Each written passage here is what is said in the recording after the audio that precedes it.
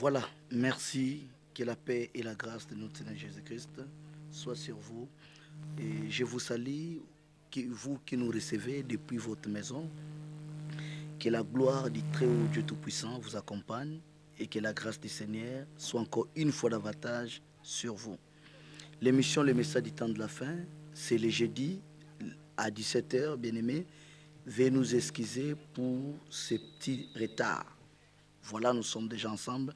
Vous nous recevez bien dans vos maisons. Gloire soit rendue au Seigneur.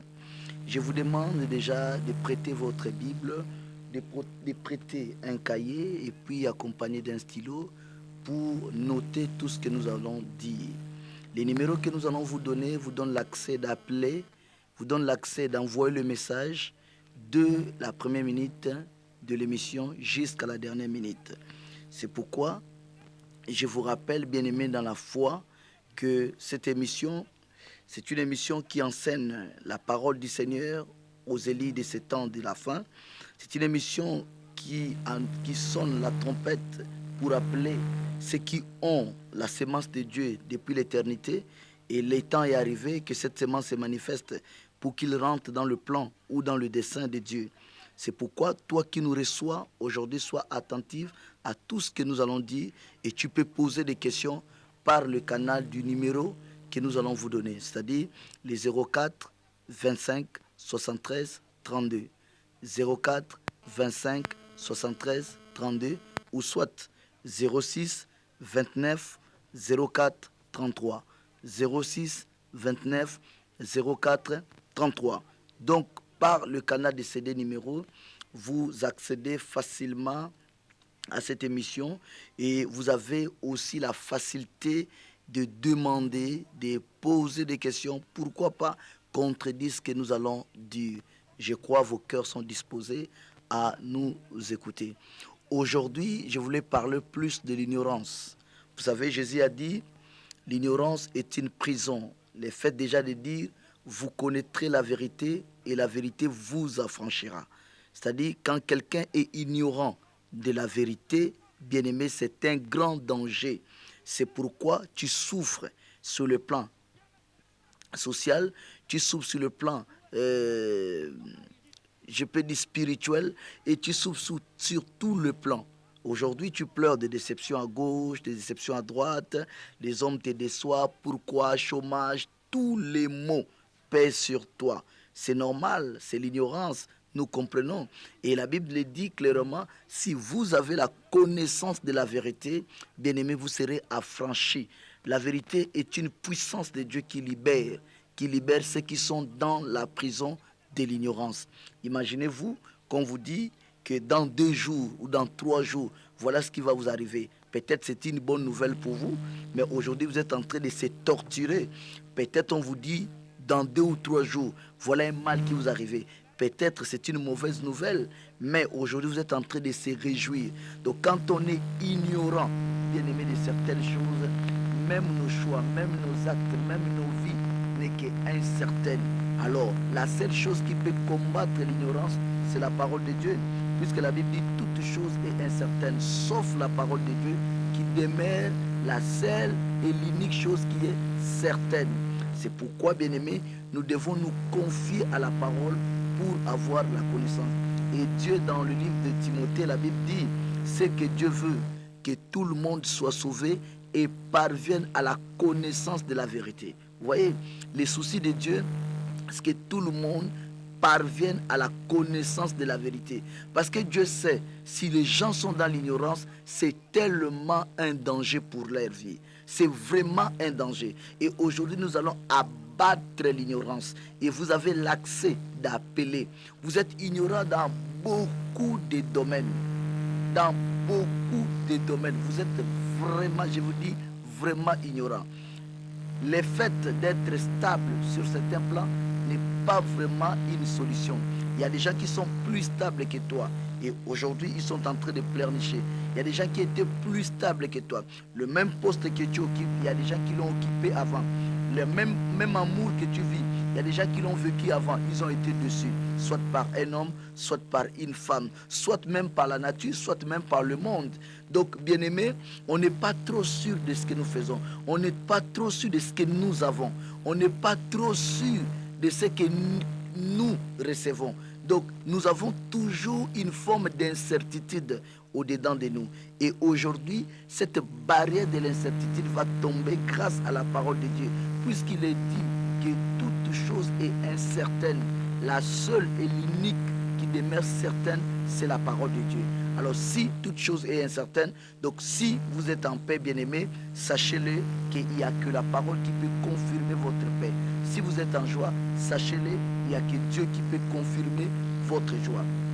Donc, je disais à l'introduction de l'émission que je vais aujourd'hui attaquer l'ignorance. Je vais aujourd'hui parler de l'ignorance. De l'ignorance. Quand quelqu'un ne connaît pas le dessein de Dieu, quand quelqu'un ne connaît pas le plan de Dieu, Joseph aussi était dans la même situation que toi et moi. Il était ignorant de ce qu'il arrivait. Vous imaginez si vous étiez Joseph à l'époque, vous allez voir les faux prophètes qui passent ici, vous allez voir des faux docteurs, vous allez voir des faux pasteurs, vous allez voir les nganga, vous allez voir les magiciens, vous allez voir peu importe les conseillers. Bien-aimé, il devait toujours vous dire qu'il y a un malheur, il y a un sort qui vous suit. Alors l'ignorance est une prison. Comment imaginer Joseph, un homme qui a eu une vision, qui a transmis la vision chez ses frères, et en transmettant cette vision chez sa famille, la Bible nous dit ce sont ses propres frères qui l'ont vendu. Ce sont ses propres frères qui l'ont trahi. Ce sont ses propres frères qui l'ont fait du mal. Ce sont ses propres frères qui l'ont rejeté. Bien-aimé, lorsqu'il arrive en Égypte, croyant obtenir une vie paisible, croyant obtenir une joie paisible, bien-aimé dans la foi, Joseph était surpris. Quand il était chez Potiphar, la femme de Potiphar a voulu, elle a tout fait pour sortir avec Joseph. Mais bien-aimé, Joseph a refusé à cause de deux choses. La reconnaissance de ce que Potiphar avait fait dans sa vie et la crainte qu'il avait envers son Dieu. Joseph a dit non, je ne peux pas faire ce mal. Il avait raison, mais un bien est tourné à un mal. Joseph se retrouve en prison. Comment expliquer un homme vendu par ses frères qui trouve une grâce de devenir chef des travailleurs de Potiphar et le fait d'avoir refusé de sortir avec la femme de son maître, Joseph se retrouve en prison. Arrivant en prison, Joseph, par l'interprétation des songes, a fait sortir un des officiers de Pharaon, un des directeurs de cabinet de Pharaon. Mais la chose a tourné mal encore contre Joseph. Cet homme qui est parti, il a totalement oublié Joseph. Si c'était un pasteur, il allait dire que cet homme est maudit. Si c'était les faux prophètes, il allait dire qu'il avait un mauvais sort sur lui. Mais la Bible nous a enseigné que, bien aimé, l'ignorance est vraiment une prison. Joseph a compris aux dernières minutes pourquoi il a passé dans toutes ces épreuves. La Bible dit, lorsque ses frères ont reconnu que c'était Joseph qu'ils avaient vendu, qui est devenu gouverneur en Égypte, la Bible nous dit que ses frères se sont mis à genoux pour lui demander pardon, parce qu'ils avaient peur que Joseph devait se venger. Mais Joseph a dit à ses frères, ne vous affligez pas de m'avoir vendu. Je sais que ce n'est pas vous qui m'avez envoyé ici, mais par contre c'est Dieu. Donc, bien aimé, comme je disais, la régie devait se battre pour nous enlever les sons que l'on écoutait là. Voilà que tout va bien maintenant, tout est mis en ordre. Donc, je disais, bien aimé dans la foi, que Joseph qui était vendu par ses frères, le jour que les frères de Joseph ont su que Joseph qu'ils avaient vendu, c'est lui qui est devenu gouverneur en Égypte, par peur de vengeance, voilà comment les frères de Joseph se sont mis à genoux pour lui demander pardon. Et Joseph a répondu à ses frères que cela ne vous inquiète pas, le fait de m'avoir vendu. Ce n'est pas vous qui m'a envoyé en Égypte. Je comprends à la fin que c'était le dessein de Dieu. À supposer que je ne venais pas en Égypte et que cette famine frappait comme ça frappe aujourd'hui. Moi, ma famille, mon père et tous mes frères, on devait mourir. C'est pourquoi Dieu, voyant le mal, il m'a envoyé en Égypte pour vous préparer. Voilà comment il m'a établi maître de l'Égypte Bien-aimés, c'était totalement difficile. L'ignorance est vraiment une prison. Même ceux qui vendaient Joseph ne savaient pas qu'en faisant cet acte-là, ils étaient en train d'amener Joseph à réaliser son dessein. C'est pourquoi nous avons une lecture très très mauvaise des circonstances. Et Satan aujourd'hui a pris une forme d'un sauveur pour tromper la quasi-totalité de l'humanité parce que nous n'arrivons pas à bien lire les circonstances. Moi, je crois qu'au nom du Seigneur, nous pouvons changer les circonstances à notre faveur. C'est pourquoi je viens vers vous au nom de notre Seigneur Jésus-Christ, tant que son serviteur, pour vous exhorter sur ce thème ignorance. Quand on est ignorant, bien-aimé, on tombe facilement au filet de Satan. Alors, tout le mal que nous avons aujourd'hui, toutes les difficultés que nous rencontrons dans le monde, a quand même son origine, bien-aimé. Ce n'est pas parce que tu souffres, ce n'est pas parce que tu as des problèmes, ce n'est pas parce que tu es dépassé que tu peux ignorer une chose. La vérité, c'est quoi? C'est que tu n'es pas la première et tu ne seras pas la dernière de vivre ce que tu es tenté de vivre. Avant toi, il y a eu des gens qui l'ont vécu. Après toi, il y aura des personnes qui vont vivre. Déception, tu n'es pas la première. Déception, tu ne seras pas la dernière personne. Oh, sur le plan social, chômage, toutes ces choses, frères, ça va même s'amplifier sur la terre. Tant que nous n'arrivons pas à réaliser, à regarder la vérité en face, tant que nous refusons de regarder la vérité en face, cette vérité, c'est la parole de Dieu. Tout le mal que l'humanité endure aujourd'hui, les difficultés que le monde, il ne s'agit pas seulement d'un problème du Gabon, il s'agit d'un problème du monde. C'est un problème qui frappe tous les pays du monde. Bien que certains sont épargnés, peut-être sur le plan social, peut-être pour le manger et le boire, mais ils sont victimes des autres problèmes, peut-être l'insécurité. Ils sont victimes des autres problèmes, peut-être la maladie. Si chez nous, c'est les paludismes, chez les autres, c'est peut-être les cancers. Donc faisons très, très attention, bien-aimés. Ce sont des problèmes qui ont des origines. Et l'origine de tous les problèmes remonte dans le livre de Genèse. C'est pourquoi Jésus, dans le livre de Matthieu chapitre 19, lorsqu'ils lui ont posé la question concernant les divorces, ils ont dit à Jésus, dis-nous, est-il permis à un homme de répudier sa femme? Bien-aimé, pour répondre à cette question, Jésus avait ramené le peuple au commencement. Pourquoi nous ne sommes plus au commencement, nous sommes après le commencement? C'est après le commencement, bien-aimé, tout est arrivé. Il y a tout, il y a la déception, il y a des hommes de polygames, il y a tout le mal que nous avons aujourd'hui. Ce sont des choses qui sont venues après le commencement. Mais Jésus a dit, au commencement, il n'en était pas ainsi.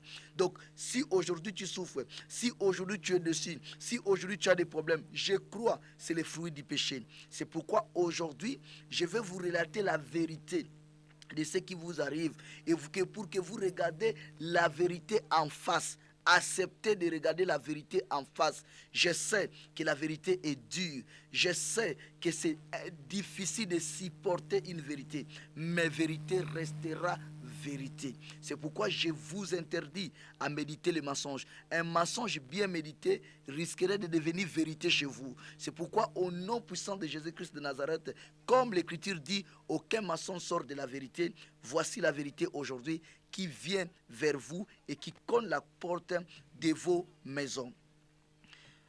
Je vais lire un passage dans le livre de Genèse chapitre 3 au verset 1er. Le serpent était le plus rusé de tous les animaux des champs que l'Éternel Dieu avait fait. Il dit à la femme, Dieu a-t-il réellement dit, vous ne mangerez pas tous les arbres du jardin? La femme répondit au serpent, nous mangeons du fruit des arbres du jardin. Mais quant au fruit de l'arbre qui est au milieu du jardin, Dieu a dit, vous n'en mangerez point et vous n'y toucherez point, de peur que vous mouriez. Alors le serpent dit à la femme, vous ne mourriez pas. Mais Dieu sait que le jour où vous en mangerez, vos yeux s'ouvriront et vous deviendrez comme des dieux, connaissant le bien et le mal. La femme vit que l'arbre était bon à manger et agréable à la vie, précieuse pour ouvrir l'intelligence, il prit de son fruit et en mangea, et donna aussi à son mari qui était auprès d'elle, et il en mangea. Les yeux de l'un et de l'autre s'ouvrirent, ils connurent qu'ils étaient nus. Ayant cousu les feuilles de figuier, ils s'enfuirent de ceinture. Alors ils entendirent la voix de l'Éternel qui parcourait le jardin vers le soir. Et l'homme et sa femme se cachèrent loin de la face des arbres de l'Éternel au milieu du jardin. Mais l'Éternel Dieu appela l'homme et il lui dit, où es-tu? Il répondit, j'ai entendu ta voix, ainsi de suite. Gloire au Seigneur, Dieu Tout-Puissant, qui nous aide et qui nous protège. Que la paix et la grâce de notre Seigneur Jésus-Christ soient sur nous et surtout nous oriente face, bien-aimés, à ce que nous allons dire aujourd'hui. Les 04 25 73 32, 04 25 73 32, 06 29 04 33 vous permet par messagerie ou par appel d'entrer en direct dans cette émission. Le passage de Genèse chapitre 3, vous remarquez ce que ça parle de la chute de l'homme au commencement. La Bible nous explique comment l'homme a perdu la prééminence, comment l'homme a perdu ce que Dieu lui avait donné. La cause de la perte de la prééminence n'est rien d'autre la désobéissance à la parole de Dieu. Genèse chapitre 2, verset 16, nous voyons comment Dieu avait donné sa parole à l'homme. Alors la Bible dit, avant que l'homme soit créé, il y avait seulement Dieu et la parole. Puisque la Bible dit, au commencement était la parole était avec Dieu et la parole était Dieu.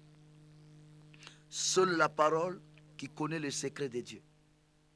Seule la parole qui peut nous expliquer qui est Dieu. Seule la parole qui peut nous dire ce que Dieu veut. Seule la parole qui peut nous expliquer le fond de Dieu. Alors, la parole se manifeste au temps de la manière que Dieu lui-même l'envoie. C'est pourquoi, chaque temps, quand la parole de Dieu se manifeste, nous remarquons une chose, que c'est différent peut-être de la manifestation du passé ou de l'avenir, mais alors tous c'est la parole d'une seule personne, de Dieu. La parole de Dieu a donné à Israël la loi.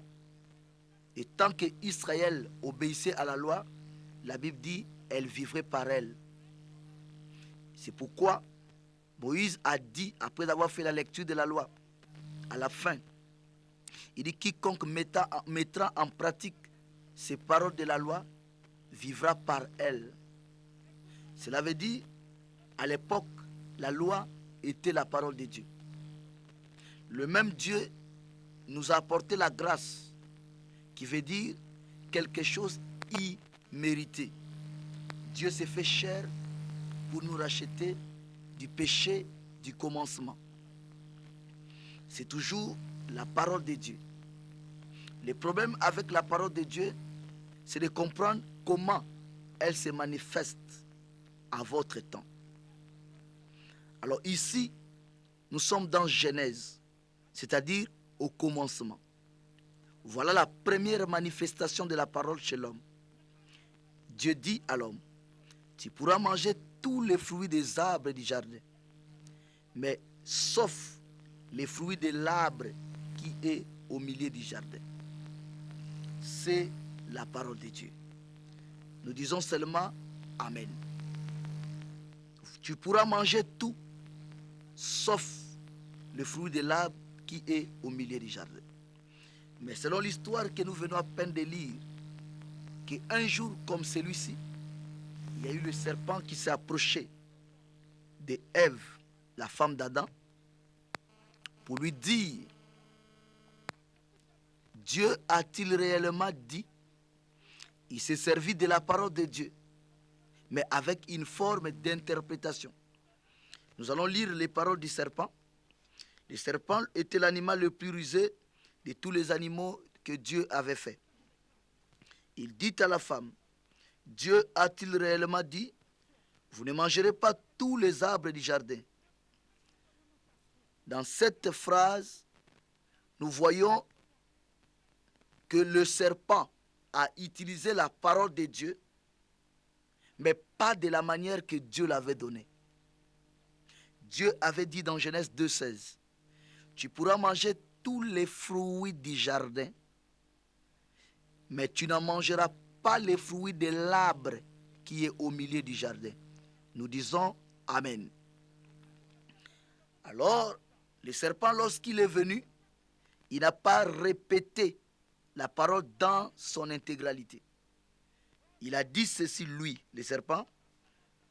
Il a dit seulement, vous ne mangerez pas tous les arbres du jardin. Il a enlevé. Alors il était dit, vous mangerez tous les arbres du jardin, sauf. Mais lui, il enlève, sauf. Il dit seulement, vous ne mangerez pas tous les arbres du jardin. Voilà, c'est une parole de Dieu, mais qui est modifiée, qui a quitté le contexte. Cette parole a quitté son contexte original. Et on l'a placée dans l'autre contexte. Alors, nous avançons doucement. Lorsqu'il a posé cette question, la femme a répondu au serpent.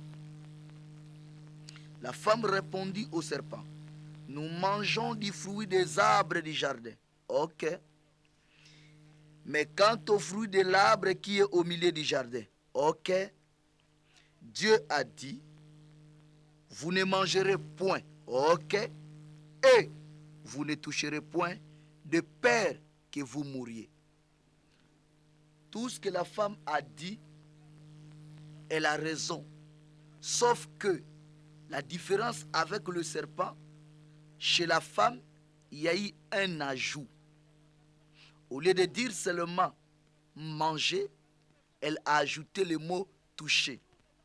Si nous prenons la parole de Genèse chapitre 2, verset 16, dans la parole authentique, nous ne voyons pas Dieu mentionner le mot toucher. Donc la conclusion c'est quoi? Le serpent a retranché une partie de la parole.